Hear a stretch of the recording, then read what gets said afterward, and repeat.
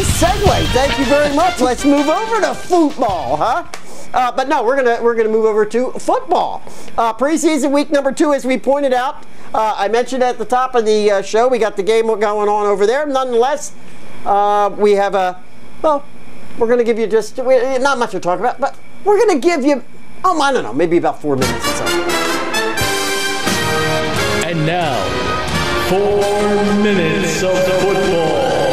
All right, it's week 2 in preseason, so what could possibly be going on? Well, listen, mercifully, more level heads prevailed in the past few days over at Toyota. Yeah, no, this isn't a NASCAR story. It's football. Many of you may have been the victims of the Toyota red zone. Splashed across the 20 yards from the end zone during the broadcast of your team's Week 1 preseason game. The advertisements were obnoxious, obtrusive, and distracting. And Toyota heard the complaints about it from all the fans. Quote, they came out with a statement, quote, "We're football fans too. We've heard fan feedback, and it's not our intention to distract from the joy of the game," Toyota said in their statement. So, thankfully, in an era where it seems we are constantly being barraged with more and more advertising in sports, from all over our ice in hockey to, you know, more stuff in NCAA tournaments, basketball tournaments. At least there's still one place that's going to continue to remain pure, and that's the red zone. The red zone. Well, at least the field. Yeah, at least the field. Right. Yeah. All right.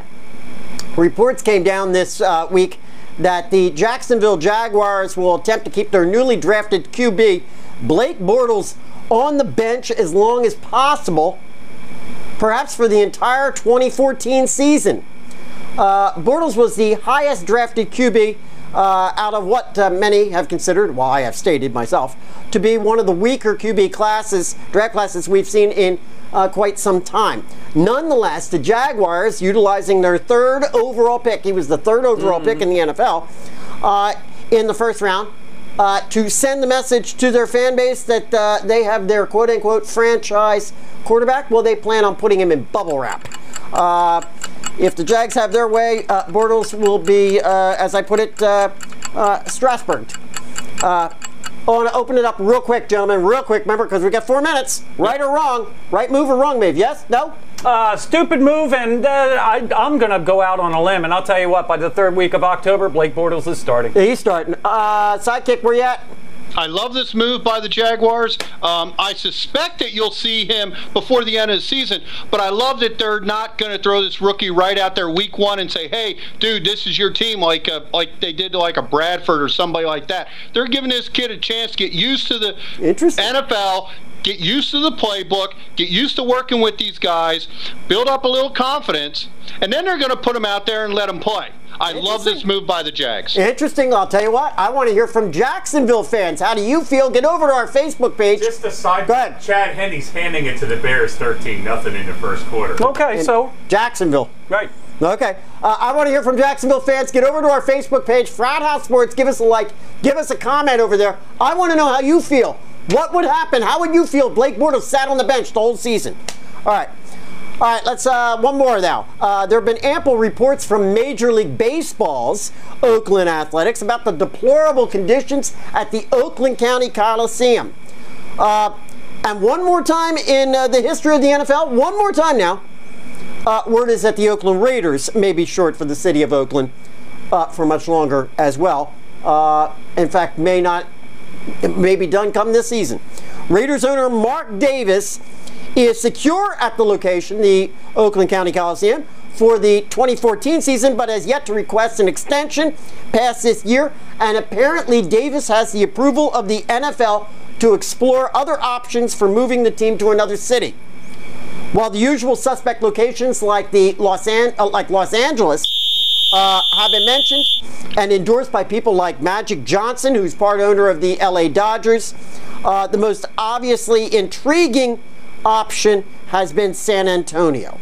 Obviously, both the Texans and the Cowboys are not enamored with that possibility, but I brought it up pre-show.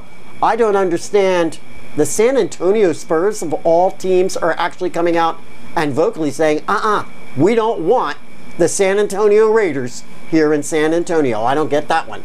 Any ideas, guys? Jerry Jones has come out and he's been, hanging out with Mark Davis and has been trying to facilitate a move to L.A.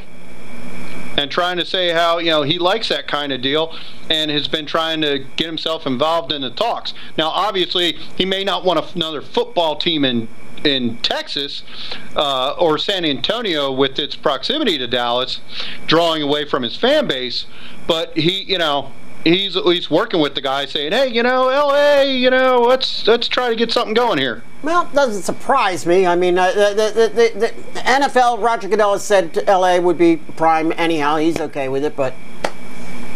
Can we see that slide of the other guy there? Oh, yeah, this guy here. That guy? You know what he's saying. I'm just wondering whether he's going to follow him. Well, yeah. London calling, baby. London calling. Absolutely. Not the Jaguars. It's not going to be the Jaguars. It's going to be Oakland. We're going to your London Raiders. Boy, talk about the time difference there for the old Oakland Raiders fans. Maybe one thing if it were Jacksonville, but then you got to throw 3 more hours. Major you got to throw 3 more hours on it.